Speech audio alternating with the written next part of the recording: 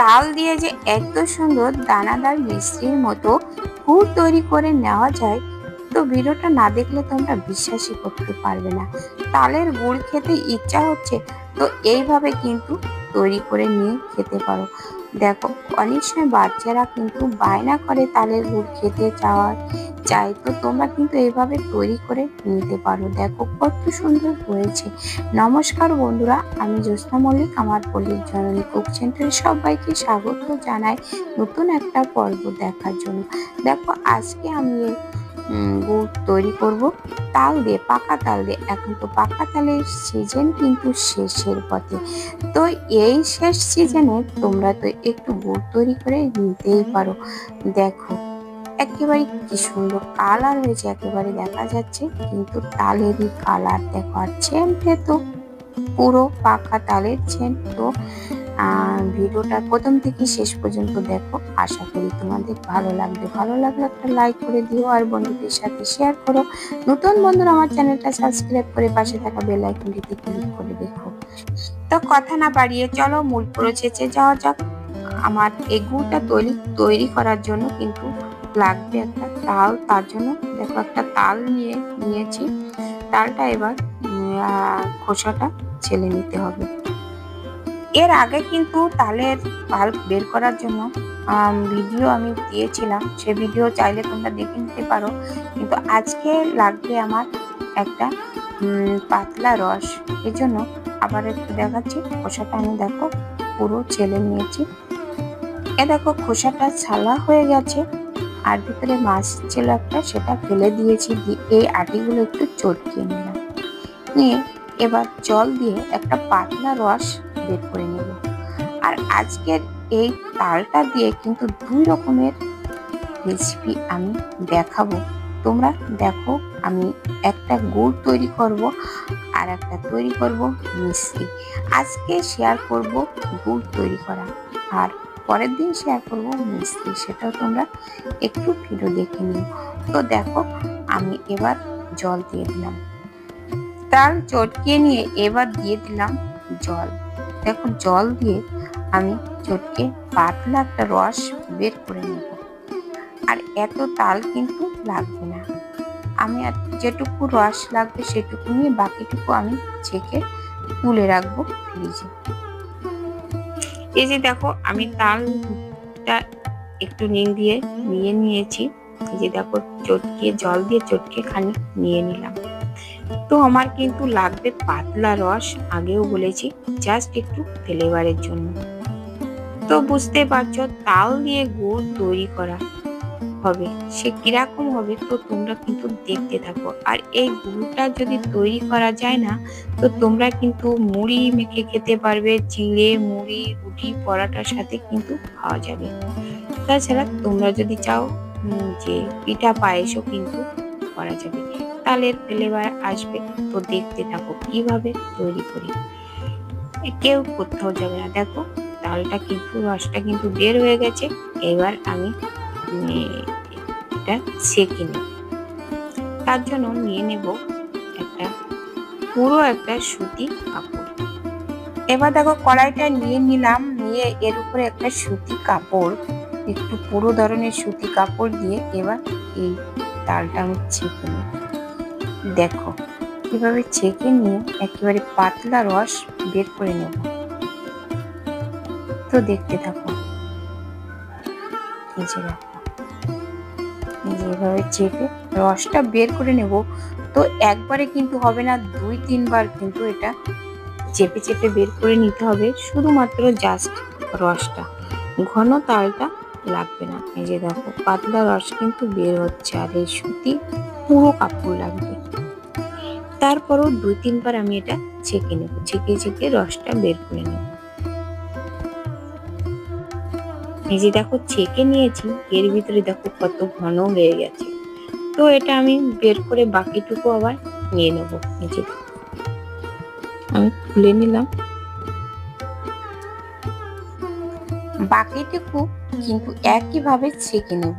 এই যে দেখো, ঘন কিন্তু কত ঘন রস, এটার থেকে পাতলা রসটা বের করে নিতে হবে। তালটা কিন্তু এরকম ভাবে ছেঁকে নিতে হবে 2-3 বার করে, তা না হলে কিন্তু তাল থেকে যাবে। আর এটা কিন্তু মিষ্টি তাল দিয়েই করতে হবে। তো দেখো এইভাবে ছেঁকে নিয়ে আমি ভিতরে যে তালটা কিন্তু আমি বের করে নেব। যে দেখো এবার দেখো বন্ধুরা, আমার একেবারে পাতলা রস হয়ে গেছে, দেখেছো?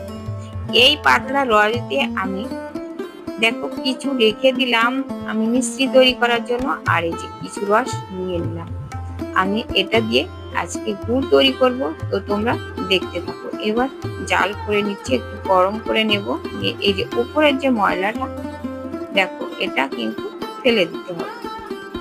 এবার দেখো বন্ধুরা, এইটুকু রস দিয়ে আমার কতটুকুই গুড় হবে বলো? বুঝতে তো পারছো, অল্প একটু হবে। তার জন্য আমি দিয়ে দেব এর ভিতরে চিনি। দেখো এই আমি হাফ বাটিরও একটু কম আর কি চিনি আমি দিয়ে দিলাম।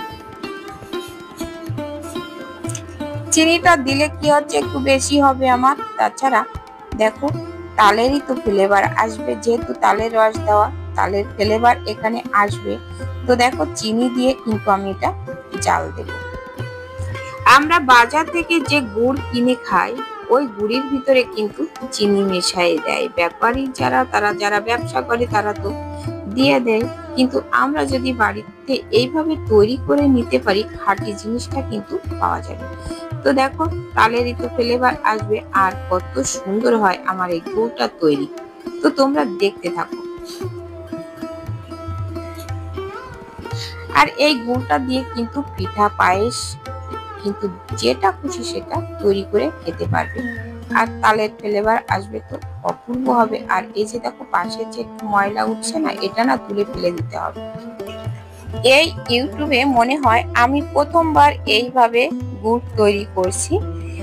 অন্যরা গুড়ের ভিডিও দিয়েছে দেখেছি, তারা কিন্তু তাল ছেঁকে সেই তালের ভিতরে চুন দিয়ে তারপরে যে তালের জামাট বাঁধলে সেইটা আর কি ভালো করে চটকিয়ে নিয়ে ছেঁকে রস বের করে সেটা দিয়ে গুড় তৈরি করেছি। কিন্তু ওতে আর কতটুকুই গুড় বা পাওয়া যাবে? এতে যদি চিনি না মেশানো যায় তো গুড়ি তো পড়তাই হবে না, কারণ আমাদের তো কিনা তাল। তো বাড়ির যাদের আছে তারা হয়তো অনেক তৈরি করতে পারবে, কিন্তু আমাদের তো সম্ভব না। আমরা অল্প একটু ফ্লেভার দিয়ে তো আমরা সেই তালের স্বাদটা নিতে পারবো। তোমাদের যাদের ইচ্ছা তালের গুড় খাওয়ার, তারা যেটা পছন্দ হয় সেইভাবে তোমরা তৈরি করে নিতে পারো। তো আমার এই প্রসেসটা যদি ভালো লাগে তো একটা লাইক করে দিও, বন্ধুদের সাথে শেয়ার করো, আর কমেন্ট করে জানাতে কিন্তু ভুলো না।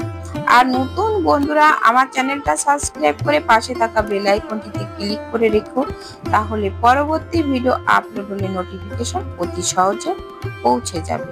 আর পেয়ে যাবে এত সুন্দর সুন্দর রেসিপি, অজানা অনেক টিপস। আর এই যে দেখো আমার কিন্তু গুড়ির দেখো ফুট চলে এসেছে, একে বলে কি হয়, সর্ষে ফুট বলে। তারপরে দেখো যে বড় বড় একটা ফুট ধরে, গুড়ির ফুট, বুঝলে?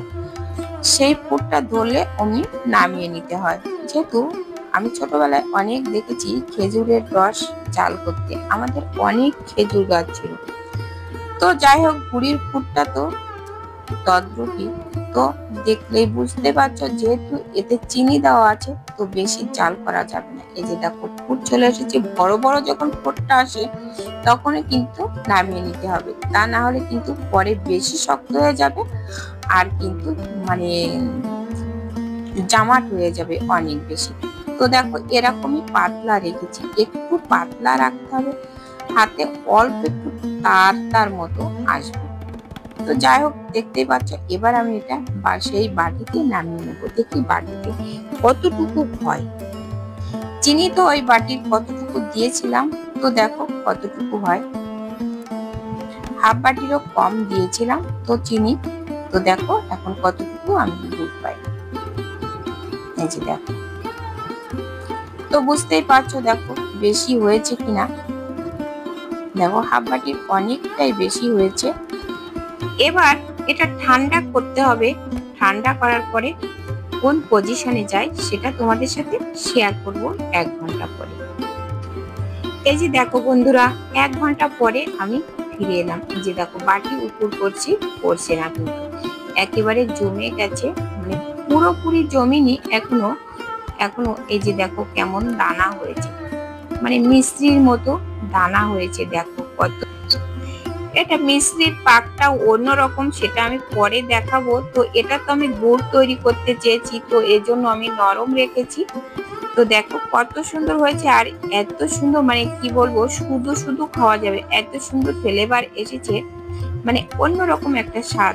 মানে দুধ দিয়ে খেতে না বিশাল লাগবে। তাছাড়া মুড়ি দিয়ে খাওয়া যাবে, রুটি পরাটা যে কোনো সাথে খাওয়া যাবে। আবার তাছাড়া বুঝতে তো পারছো, পিঠা পায়েসও তৈরি করা যাবে এতে, মানে যে কোনো মিষ্টি পিঠা পায়েস কিন্তু তৈরি করা যাবে এই গুড়টা দিয়ে।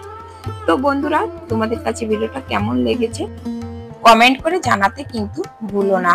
আর যদি ভালো লাগে তো একটা লাইক করে দিও, আর বন্ধুদের সাথে শেয়ার করো। নতুন বন্ধুরা আমার চ্যানেলটা সাবস্ক্রাইব করে পাশে থাকা বেল আইকনটিতে ক্লিক করে রেখো, তাহলে পরবর্তী ভিডিও আপলোড হলে নোটিফিকেশন অতি সহজে পৌঁছে যাবে, পেয়ে যাবে এত সুন্দর সুন্দর রেসিপি, অজানা অনেক টিপস। তো বন্ধুরা, আজ এ পর্যন্ত, দেখা হবে পরবর্তী ভিডিওতে। ততক্ষণে তোমরা ভালো থেকো, সুস্থ থেকো। নমস্কার বন্ধুরা।